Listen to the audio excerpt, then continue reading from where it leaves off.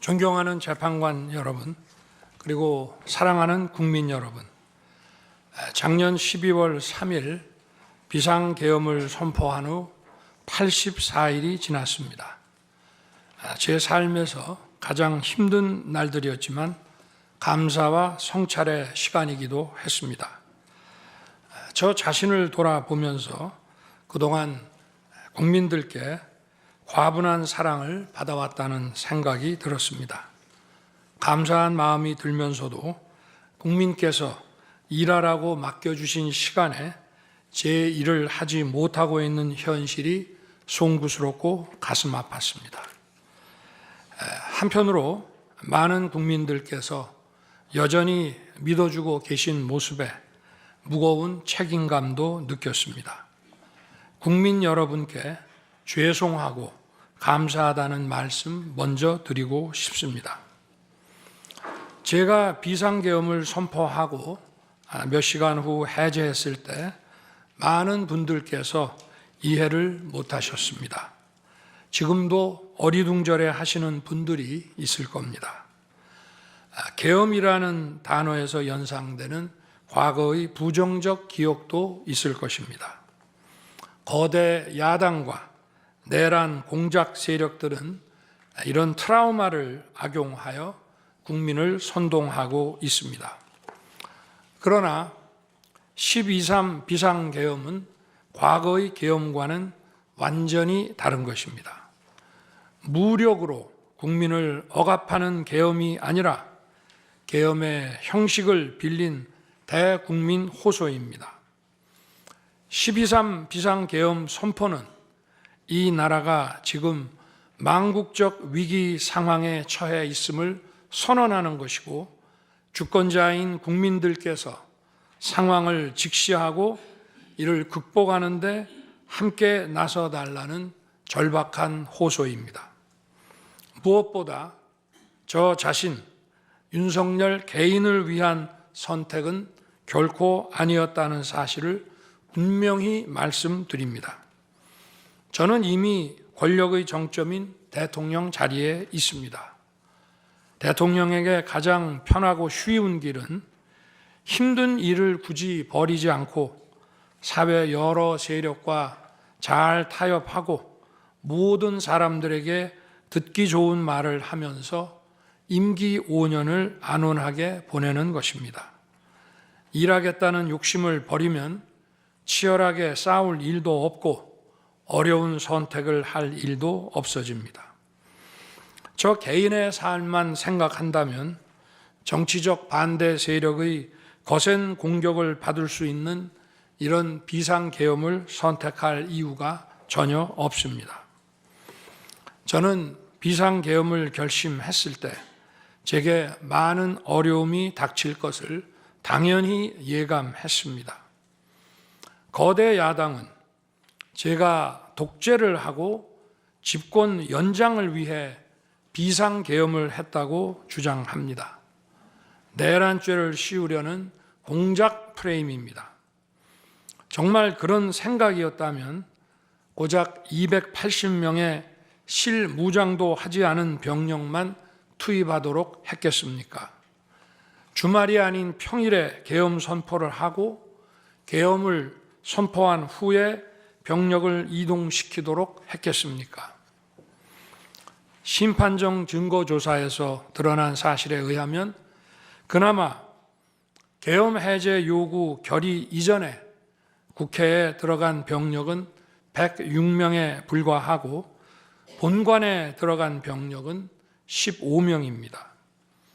15명이 유리창을 깨고 들어간 이유도 자신들의 근무 위치가 본관인데 입구를 시민들이 막고 있어서 충돌을 피하기 위해 불 꺼진 창문을 찾아 들어간 것입니다.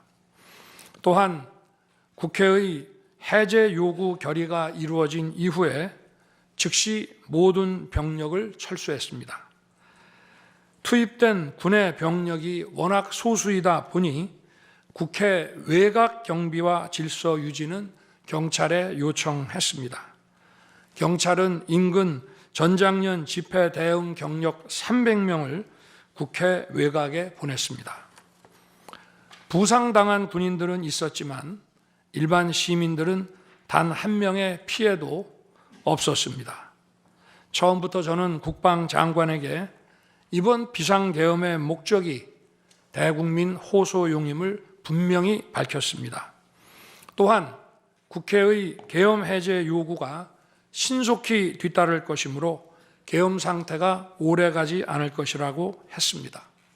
하지만 그런 내용을 사전에 군 지휘관들에게 그대로 알릴 수는 없었습니다. 그래서 최소한의 병력을 실무장하지 않은 상태로 투입함으로써 군의 임무를 경비와 질서 유지로 확실하게 제한한 것입니다. 많은 병력이 무장 상태로 투입되면 아무리 조심하고 자제하라고 해도 군중과 충돌하기 쉽습니다. 그런 일이 발생하지 않도록 원천 차단한 것이고 실제 결과도 예상대로였습니다. 제가 소수의 병력, 비무장, 경험 있는 장병 이 세 가지를 장관에게 명확히 지시한 이유입니다.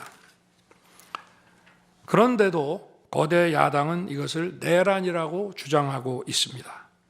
병력 투입 시간이 불과 2시간도 안 되는데 2시간짜리 내란이라는 것이 있습니까?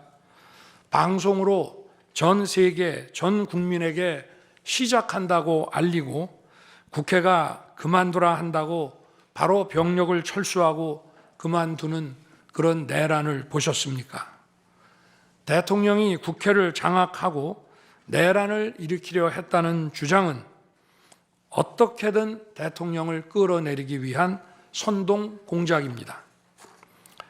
대통령의 법적 권한인 계엄 선포에 따라 계엄 사무를 하고 질서 유지 업무를 담당한 공직자들이 이러한 내란무리 공작에 의해 지금 고초를 겪고 있는 모습을 보고 있으면 가슴이 찢어지는 것 같습니다. 이분들이 대통령의 장기 독재를 위해 일을 했겠습니까? 대한민국의 현실에서 이러한 장기 독재를 상상도 할 수 없다는 사실을 잘 아는 사람들이고 이미 자기 분야에서 최고의 위치에 올라 더 바랄 것도 없는 분들입니다. 이분들은 대통령의 법적 권한 행사에 따라 맡은 바 직무를 수행한 것뿐입니다. 헌법재판관 여러분, 그리고 국민 여러분, 대통령의 자리에서 많은 정보를 가지고 국정을 살피다 보면 남들에게는 보이지 않는 것들, 겉으로는 잘 드러나지 않는 문제점들이 많이 보이게 됩니다. 당장은 괜찮아 보여도 얼마 뒤면 큰 위기로 닥칠 일들이 대통령의 시야에는 바로 들어옵니다. 서서히 끓는 솥 안의 개구리처럼 눈앞의 현실을 깨닫지 못한 채 벼랑 끝으로 가고 있는 이 나라의 현실이 보였습니다. 언제 위기가 아닌 때가 있었냐고 하는 분도 있을 겁니다. 그렇지만 그동안의 위기가 돌발 현안 수준이었다면 지금은 국가 존립의 위기, 총체적 시스템의 위기라는 점에서 차원이 완전히 다릅니다.